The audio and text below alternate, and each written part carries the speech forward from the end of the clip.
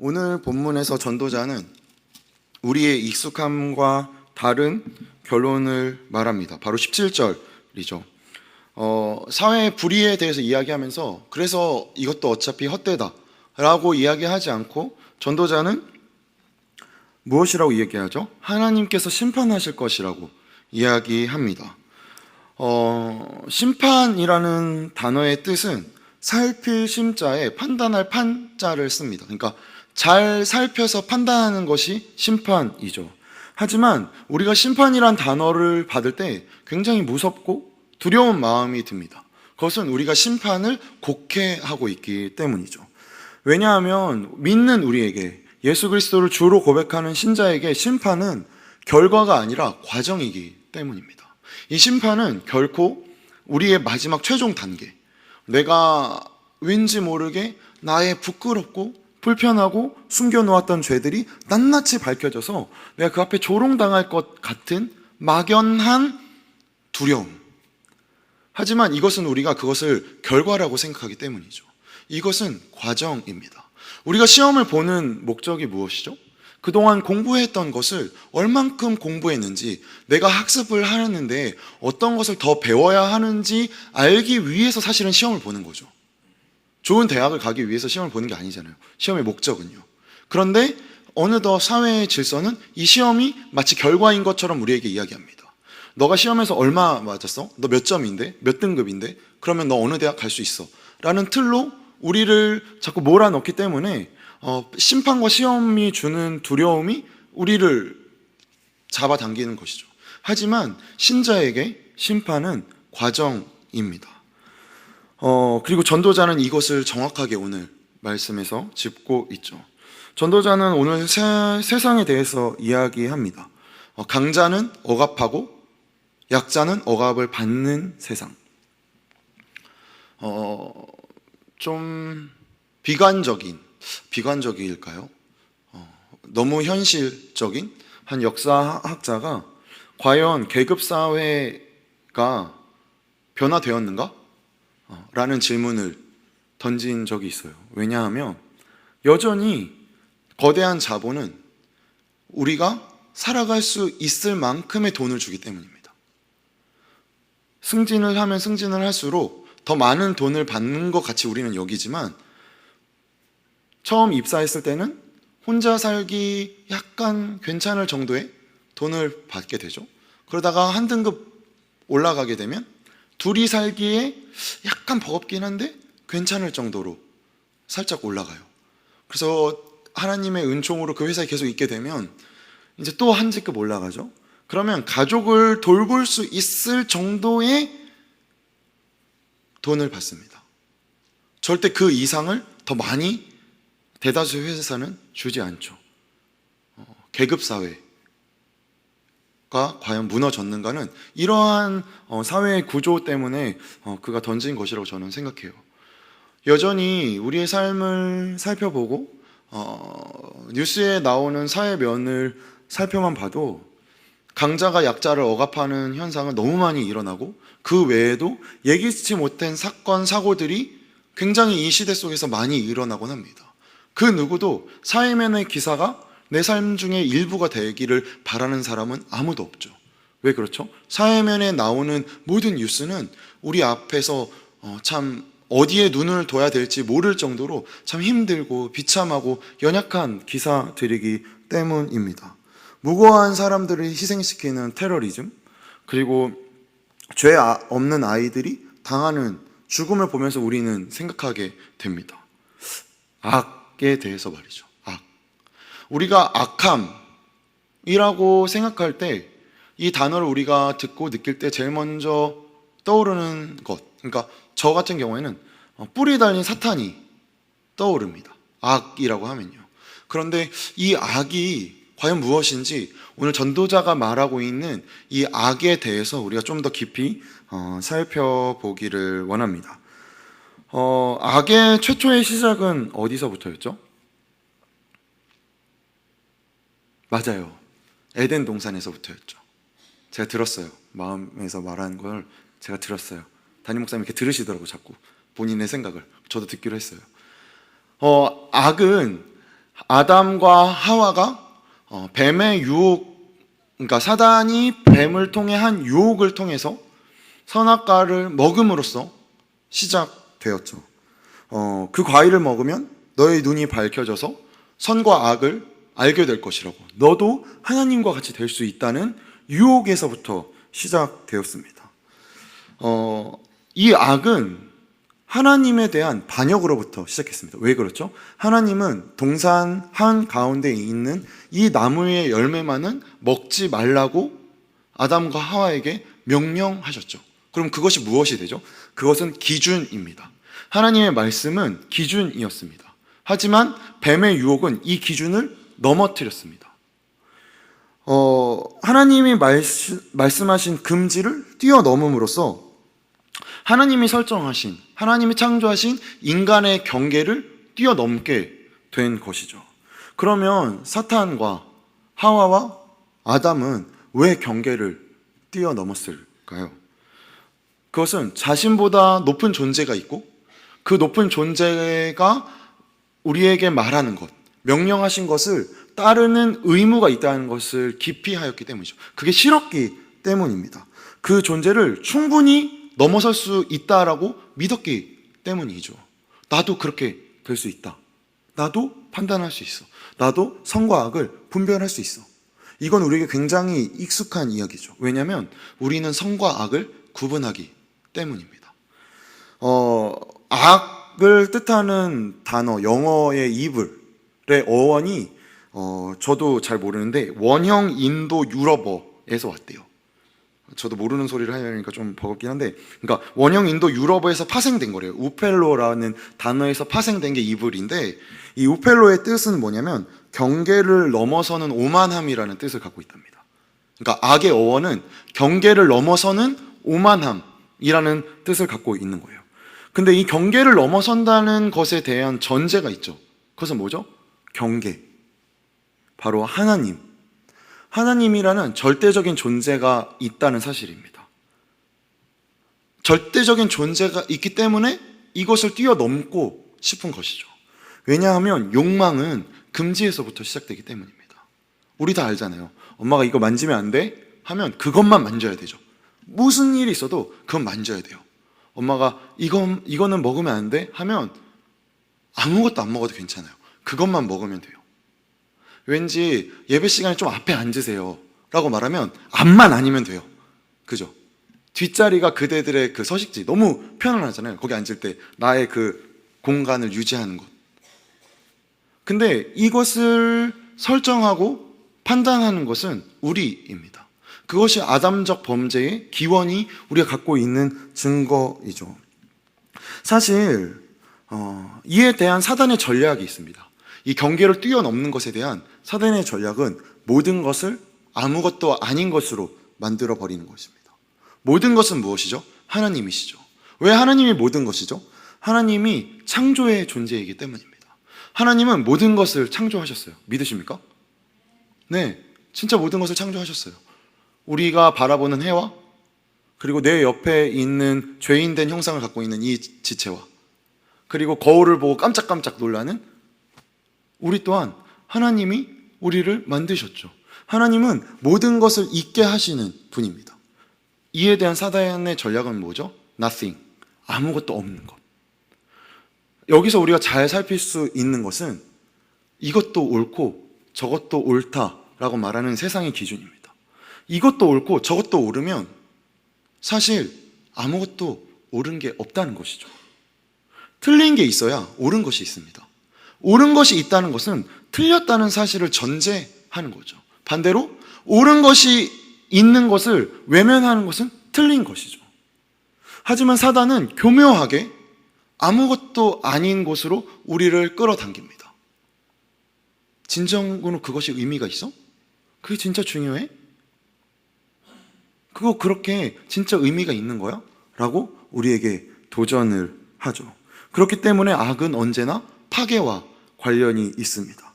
의미가 넘쳐나는 것이 창조의 힘이라면 의미가 없어지는 게 공허와 파괴의 힘인 거죠. 전도자는 그렇기 때문에 공허함을 강조함으로 우리가 진정으로 바라보아야 할 것을 비추어 주고 있는 것입니다. 해 위에서 있는 하나님이, 해 위에 계신 분이 창조하신 우리라는 존재는 해 아래에 있는 것으로 만족하지 말아야 한다는 것이죠. 해 아래에 이루어지는 것에 의미를 두어서는 안 된다는 것입니다. 해 아래에 있는 것에 의미를 둘 때 일어나는 것들 중에 하나가 무엇이죠? 바로 악입니다. 악은 해 아래에서 나타났습니다. 경계를 뛰어넘고 교환의 법칙으로 우리를 끌어당겼죠. 공부를 예전에 잠깐 했었잖아요, 저희가. 그죠? 물론 엄청 열심히 하신 분들도 계시겠지만, 공부를 하는 이유는 무엇이죠? 취직을 하기 위해서입니다. 취직은 왜 합니까? 돈을 벌어야 하잖아요, 자본주의 사회니까. 그러면 돈은 왜 법니까? 그래도 집이라도 한 채 있으면 참 감사하잖아요. 사실 집값이 너무 올라가지고 정말 너무 힘든데, 말도 안 되는데. 근데 그러면 집은 왜 있어야 하죠? 편안하니까요. 그래도 집이 있으면 좀 편안하니까요. 그럼 왜 편안해져야 합니까? 그러면 그게 행복이기 때문이잖아요. 그런데 왜 행복해야 하지? 라고 묻는다면 저는 비참해지지 않기 위해서인 것 같아요. 비참해지는 게 싫어서 행복하려고 하는 것 같아요. 그런데 여기에 있는 모순이 있습니다. 행복해지기 위해서 자꾸 불행해지는 겁니다. 우리가 더 행복해지려고 불행을 선택한다는 거예요. 그것은 교환의 논리로 시작되었기 때문입니다. 너가 선과 악을 알게 하는 열매를 먹으면, 너가 이렇게 하면, 너가 이렇게 행동하면 이걸 얻을 수 있어 라는 교환의 논리는 사단의 교묘한 전략이었습니다. 예수 그리스도께서 우리에게 다가왔을 때 무엇을 교환의 필요로 이야기하셨습니까? 야, 내가 신의 아들인데 너 그래도 나랑 이야기하려면 이 정도는 돼야 돼. 너 율법 아니? 율법은 이 정도는 알아야 너 나랑 대화할 수 있잖아 라고 말하지 않으셨어요. 오히려 교환의 논리에서 배제된 사람들에게 다가가셨죠. 그들과 함께 하셨어요. 그들과 함께 욕을 들으셨어요. 그들과 함께 지내셨어요. 단 3년의 시간 동안 예수 그리스도는 교환의 논리에 벗어나게 행동하셨습니다. 그런데 우리는 계속해서 이 교환의 논리 안에 있습니다. 그렇기 때문에 우리는 이 구조 안에서 벗어나는 것이 굉장히 어려워요. 오늘 전도자의 말처럼 인간은 짐승과 다를 바 없이 죽음을 맞이합니다.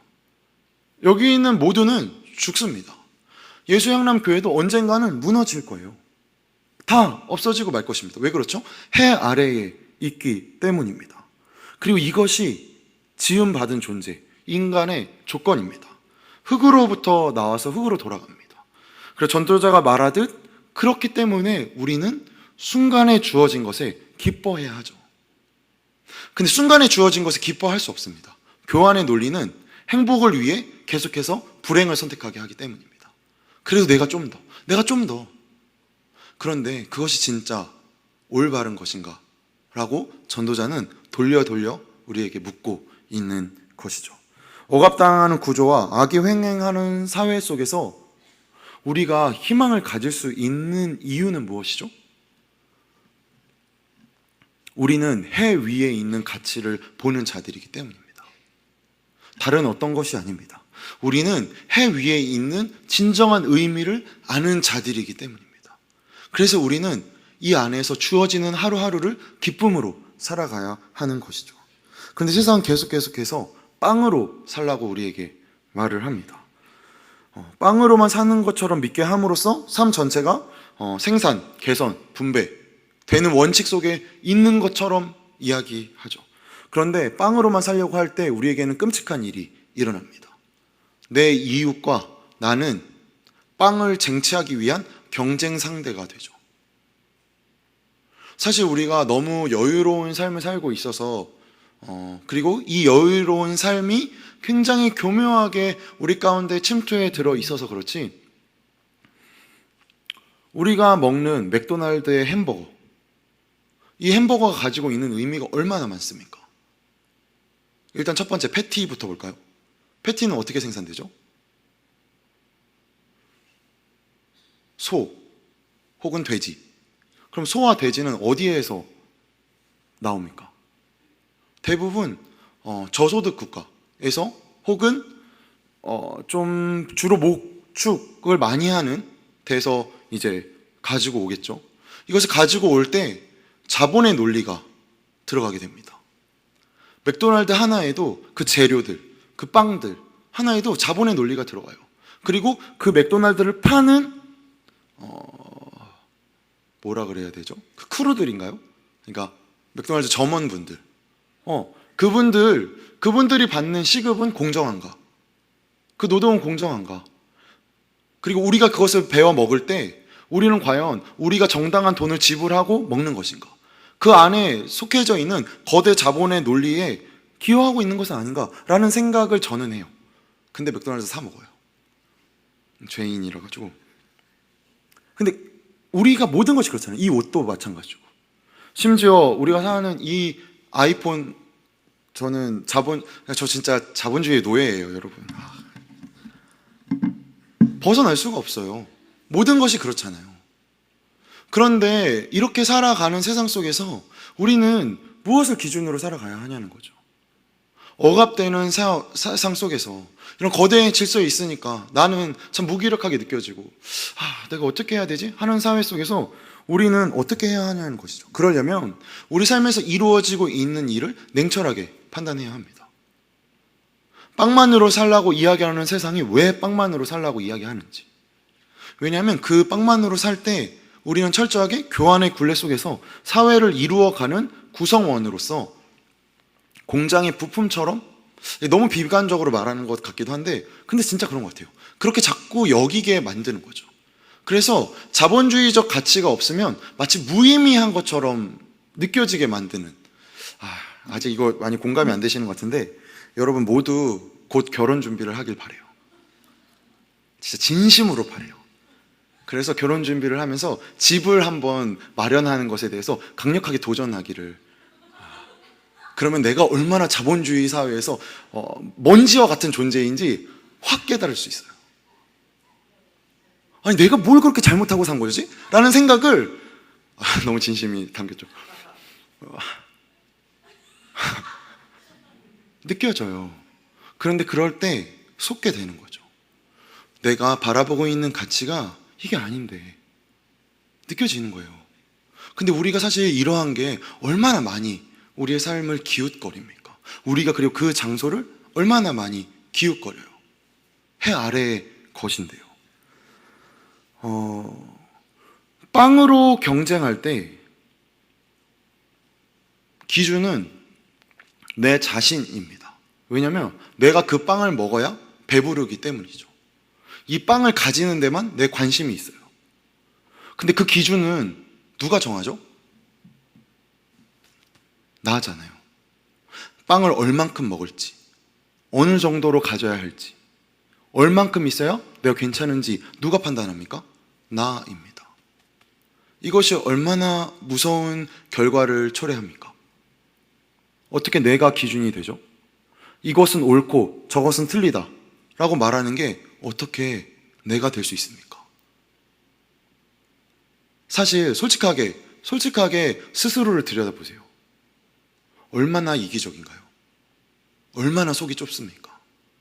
얼마나 다름을 인정하기 싫어합니까? 그것이 우리입니다. 다름이 틀림으로 영역으로 보내버리는 것이 편해요. 적을 두는 게 내 존재를 더 윤택하게 만들어주는 것 같아요. 왜냐하면 적을 만드는 순간 나는 선에 서 있기 때문이죠. 세상은 결코 이분법적으로 나눠질 수 없습니다. 잊어서는 안 돼요. 모든 억압은 세상을 둘로 나누면서 시작되었습니다. 가진 자와 가지지 못한 자, 더 행하는 자와 더 행하지 못하는 자.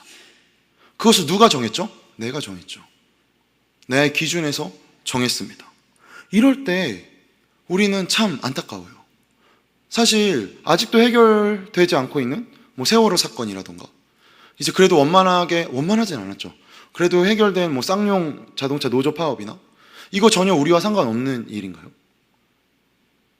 내 삶에서 이루어지지 않으면 나와 상관없다고 여기는 것, 그게 빵을 내가 먹으려고 할 때 이루어지는 무서움입니다. 왜냐하면 나만 빵을 먹으면 나는 안전하니까요.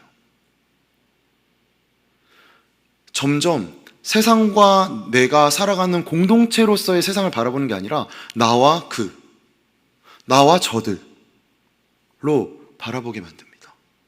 그래서 나에게 의미 있는 것은 나를 풍족하게 하는 것, 내가 듣기 좋은 말, 내가 이해되는 것, 나에게 옳은 것, 내가 이해하기 불편한 것, 내가 모르는 것, 나를 힘들게 하는 것, 그것은 악. 그래서 그거를 합당하게 사단이 우리를 설득시키는 것은 뭐죠? 이것도 옳잖아, 이런 면도 있잖아, 이것도 괜찮잖아 함으로 무의미로 우리를 초대하는 것입니다. 우리는 해 너머의 가치를 바라보는 자들입니다. 해 너머의 가치에서 우리를 이끌고 가고 계십니다. 그게 무엇이죠? 이 말씀이죠. 우리가 이 시간 왜 이 말씀을 보입니까? 이 말씀이 기준이기 때문입니다. 내가 기준이 아니기 때문이죠. 나는 여전히 일희일비하고 감정적이고 나의 이로움을 드러내는 것을 즐거워하기 때문에 우리는 말씀을 바라보는 것입니다. 우리가 왜 예수 그리스도를 믿습니까? 그분은 말씀이 육신이 되신 분이기 때문이죠. 이 사실을 결코 망각해서는 안 됩니다. 이 사실 이외에 다른 옳음은 있을 수 없습니다. 이것만이 진리입니다. 그렇기 때문에 우리가 이 자리에 모여 있는 것입니다. 우리가 이 시간 나누는 말씀은 우리의 삶의 기준을 세우는 일입니다. 예수 그리스도의 삶을 우리가 살펴볼까요? 예수 그리스도께서 이 세상 가운데 오셨습니다. 인간이 아닌 다른 존재가 악을 행하지 않았어요. 전쟁을 일으킨 것은 우리와 동일한 사람이었습니다. 약한 어린이를 짓밟는 그 누군가도 우리와 동일한 사람이에요. 그리고 짓밟히는 약한 누군가도 우리와 동일한 사람이죠. 이것은 모든 시대의 역사 속에서 이루어졌습니다. 그런데 그 시대의 역사의 굴레에 저항하는 작은 바퀴가 갈릴리의 한 청년이 시작하기 시작합니다. 그게 누구죠? 예수 그리스도입니다. 그분이 하신 말씀이 무엇이었습니까? 너에게 새 계명을 주노니 내 이웃을 내 몸과 같이 사랑하라. 내 이웃을 내 몸과 같이 사랑할 때 이 빵은 더 이상 나만 배부르게 할 수 있는 빵이 아닙니다. 내 이웃에 대해서 생각한다는 것은 악에 대한 근본적인 대항이 되는 것이죠. 그와 내가 하나님의 형상임을 인정하기 때문에 우리가 행할 수 있는 것이라는 겁니다. 내 빵을 가져가는 누군가로 보는 것이 아니라 내 몸으로 보는 것. 그가 먹는 배부름이, 그의 배부름이 나의 배부름이 되는 것. 그의 평안이 나의 평안이 되는 것. 이것이 이 시대 속에서 그리스도인이 살아가야 할 대답인 것입니다. 왜 그렇죠? 그리스도께서 그렇게 행하셨기 때문입니다. 그리고 이것을 신뢰하는 것이 신자의 삶입니다. 예수께서 행동하신 것이 옳다는 믿음. 왜냐하면 그분은 해 너머에 계신 존재였기 때문이죠. 그런데 이걸 알아요, 우리가. 여기까지 너무 쉬워요. 쉽지 않죠, 사실. 근데 알겠어요. 맞아요. 그거 오케이. 근데 그러면 우리가 예수 그리스도를 믿는 순간 우리의 삶에서 이것이 바로 이루어지나요? 아니죠. 끊임없는 갈등이 생깁니다. 불편함이 생겨요. 내 마음 가운데 불편함이 확 올라올 때 불편함이 더 솔직해지고 싶어요. 그의 마음이 어떤지, 그의 상황이 어떤지, 그가 왜 그런 선택을 했는지보다 나의 옳음에 더 집중하고 싶어요. 근데 이게 신자의 삶이라는 겁니다. 그럴 때 그럼에도 불구하고 그래도 괜찮아, 그래 그럴 수 있지 하는 것. 예수양람교회 청년들에게 정말 간곡하게 도전하고 싶어요. 만약에 기도를 하고 있어요. 근데 뒤에서 막 떠들어요, 누가. 그러면 아니 무슨 예배 시간에 이렇게 떠들어? 라고 하는 게 아니라 하나님 앞에 주님 오늘 기도는 여기까지 해야겠네요, 좀 시끄럽네요 하고 그들과 함께 대화하는 것. 저기에 누군가 혼자 앉아 있어요. 좀 불편함이 있는 것 같아요. 다가가는 것. 내가 너무 힘들고 짜증나는 일이 내 삶에 너무 가득해요. 그런데 한 친구가 와서 그의 힘듦을 이야기해요. 그의 힘듦을 내 힘듦으로 받아서 같이 고민해 주는 것. 이것이 신자의 삶입니다. 근데 이건 끊임없이 어떤 중요한 결정을 통해 이루어지는 일이 아니잖아요. 우리의 삶의 순간순간에 작은 작은 기회가 우리가 여기에 대해서 어떻게 반응하게 할지 초대합니다. 그리고 여기는 우리가 응답해야 할 자리이죠. 의미 되는 자리입니다. 내 이웃을 내 몸과 같이 사랑하는 것. 캄보디아에 다녀왔어요, 지난주에. 다들 괜찮냐고 묻는데, 몸은 힘든데 마음은 너무 괜찮아요. 왜냐하면 가서 이경 신수희 선교사님, 이선진 선교사님을 만나고 왔어요. 그리고 NIBC 선교팀, 그러니까 NIBC 단체에서 소속되어 있는 선교사님들하고 이제 식사 교제도 했고요. 그러면서 제가 느낀 것 중에 하나는, 제 마음을 깊이 들어온 건, 이분들이 하는 게 없구나 라는 마음이었어요. 그러니까 이렇게 표현하면 너무 자극적인데, 근데 진짜 그런 마음이 들었어요. 뭘 하지 않으세요. 그냥 캄보디아 사람과 함께 사세요. 그런데 우리가 왜 그 선교사님들의 삶을 존경하죠? 왜 그 삶이 충분히 의미 있다고 여깁니까? 함께 살기 때문입니다. 무엇을 이루어가는 자리가 아니기 때문입니다. 물론 선교지에 여러 가지 폐악들이 있을 수 있겠죠. 우리가 모르는 몇몇 면들이 있을 거예요. 하지만 확실하게 우리가 깨닫고 알아야 한다는 것은 사는 것이라는 겁니다. 그 자리에서 살아내는 것. 띠흥 마을이라, 그러니까 저희가 3주 전에 한 헌금을 샬롬 유치원 건립에 쓰기로 했어요. 이제 샬롬 유치원이 건립이 아마 될 거예요. 그래서 내년 캄보디아 단기 선교를 가시면 볼 수 있거나 아니면 함께 짓거나 뭐 둘 중에 하나일 것 같은데, 근데 그 마을이 원래는 전차 부대 주둔지였대요. 스티흥이라는 말 뜻이 전쟁이었나요? 그죠? 전쟁, 뭐라고? 군대, 맞아, 군대라는 뜻이었대요. 근데 그 마을에 샬롬 유치원을 세웠어요. 군대 마을에 평안이라는 유치원을 세웠어요. 거기서 이 유치원이 아니면 유치원 교육을 받을 수 없는 친구들이 함께 와요. 왜 이렇게 하죠? 그들이 우리의 이웃이기 때문이죠. 내 이웃을 내 몸과 같이 사랑하라는 삶을 실천하고 계시기 때문입니다. 캄보디아에서만 이루어지는 일입니까? 아니죠. 우리가 속한 여기 이 자리에서도 이루어져야 하는 일이죠. 나의 회사, 나의 캠퍼스, 나의 가정, 그리고 나 자신. 살아내는 것입니다, 여러분. 무언가를 만드는 것이 아니에요. 또 다른 어떤 것이 아닙니다. 살아내는 것입니다. 2주 전에 전도서를 묵상하면서 3장 초반에 이제 때가 반복이 되었잖아요. 그때 했던 말을 혹시 나눈 말을 기억하시나요? 때는 에트라는 동사입니다. 에트의 어원은 아나라는 히브리어에서 어원이 됐어요. 근데 아나가 가진 뜻이 뭐냐면 대답하다, 응답하다, 반응하다, 증거하다 라는 뜻을 갖고 있어요. 그러면 하나님이 짐승과 같이 죽는 똑같은 흙으로 지어진 인간에게 시간을 허락하신 이유는 무엇이죠? 하나님의 뜻에 응답하고 대답하고 반응하고 증거하라는 것입니다. 그럼 하나님의 뜻은 무엇입니까? 예수께서 말씀하신 새 계명이죠. 내 이웃을 내 몸과 같이 사랑하는 것. 이것이 억압의 구조 속에서 우리가 대항해야 할 힘이고 능력이고 유일한 기준입니다. 억압의 구조는 우리 가정 속에서, 나의 직장 속에서 굉장히 교묘하고 세심하게 파고 들어가 있죠. 그럴 때 우리가 기억해야 하는 것입니다.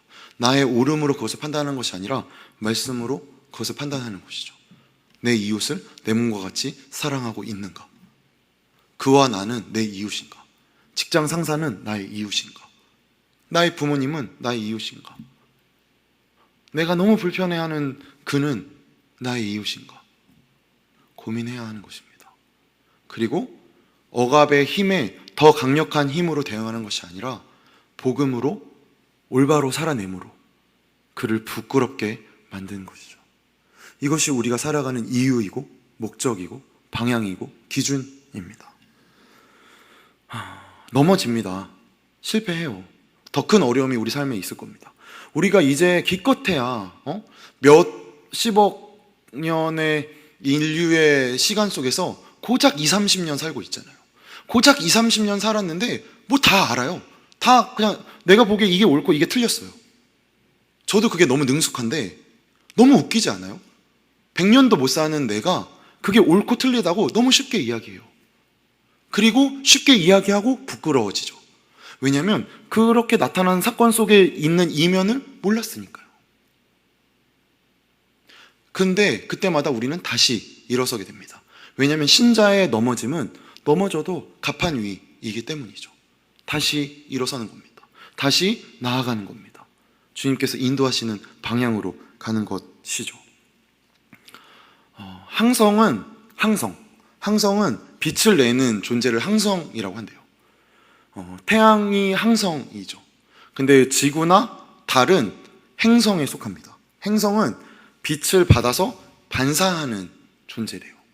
그러니까 우리가 밤하늘에 있는 별을 볼 때 대다수의 행성은 항성에게 빛을 받아서 반사하고 있죠. 우리의 삶이 이와 같습니다. 말씀의 빛을 받아 반사해서 살아내는 삶. 그래서 서로에게 빛이 되어주는 거죠. 좀 어둡고 불편하고 힘든 자에게 내 힘으로 하는 것이 아니라 하나님께서 주시는 빛으로 그를 비추어 주는 것. 그래서 서로를 비춰줄 때 옆을 보면 너무 흑암 같아서 깜깜해서 무서운데 하늘을 보면 우와 하게 되는 거죠. 그 힘으로 살아내는 것입니다. 그것이 악에 대항하는 우리의 강력한 방법인 것이죠. 저희 함께 기도할까요? 더 큰 무엇이 있어야 한다는 것, 행복하기 위해서 불행해져야 한다는 것, 너는 스스로 빛을 내야 하는 존재가 되어야 한다는 것은 무의미의 거짓입니다. 진정한 의미는 하나밖에 없기 때문이죠. 그래서 그 말씀에 힘입어 우리가 살아가야 합니다. 그 말씀에 힘입어 우리가 나아가야 합니다. 우리는 그 말씀에 반사하는 존재일 뿐이니까요. 이 시간 함께 잠시 기도할 때에 내 마음을 살펴봅시다. 나의 오름의 원천은 무엇입니까? 나는 어디에 기준을 두고 있습니까? 나는 경계를 인정하고 있습니까? 내 삶을 끌고